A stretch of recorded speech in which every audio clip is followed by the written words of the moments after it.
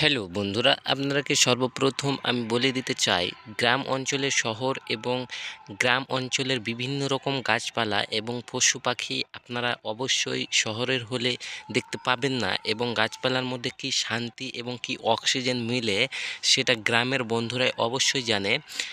তো দেখিয়ে আপনারাকে বুঝিয়ে দিতে চাইবো যে দেখেন, গ্রাম অঞ্চলের কিছু কিছু জায়গা কেমন হয়ে থাকে এবং কেমন সবুজ রঙিনে ভরা হয়ে থাকে।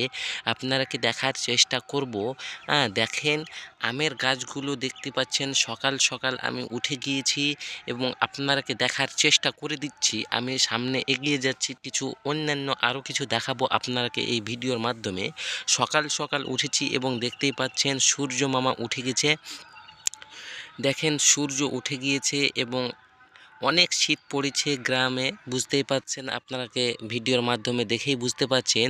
এবং এই গাছগুলো কিসের আপনারা অবশ্যই গ্রামের হলে বলতে পারবেন যে হ্যাঁ, কিসের এই গাছগুলো।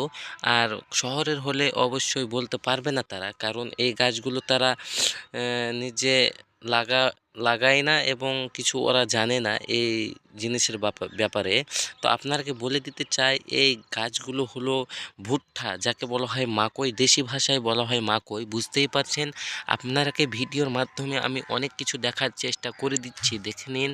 সামনের দিকটা আপনারাকে দেখাবো যে অনেক শীত পড়েছে এবং বিভিন্ন রকমের পাখির ডাক এবং অন্য কিছু, এবং এগুলা লাগানো আছে গরুর খাওয়ার, গরুর ঘাস যাকে বলা হয়, লাগানো হয়েছে, বুঝতেই পারছেন।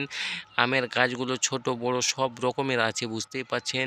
পাখির ডাক এবং সকাল সকাল যে একটা মাইন্ড ফ্রেশ, যাকে বলা হয় মাইন্ড ফ্রেশ হয়ে যায় সকাল সকাল গ্রামে থাকলে।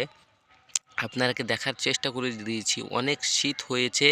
আমার ফার্স্ট এটা ভ্লগ, তার জন্য আপনারাকে দেখার চেষ্টা করে দিলাম যে আমি দেখিয়ে দেবো আপনারাকে যে গ্রাম অঞ্চলের সকাল কেমন হয় এবং শহরের সকাল কেমন হয়। অবশ্যই আপনারা কমেন্ট করে জানাতে ভুলবেন না, এবং নতুন নতুন ভিডিও পেতে এবং নতুন হয়ে থাকলে অবশ্যই চ্যানেলটি সাবস্ক্রাইব করবেন এবং শেয়ার করবেন, এবং ভালো লেগে থাকলে ভিডিওটি অবশ্যই লাইক করবেন।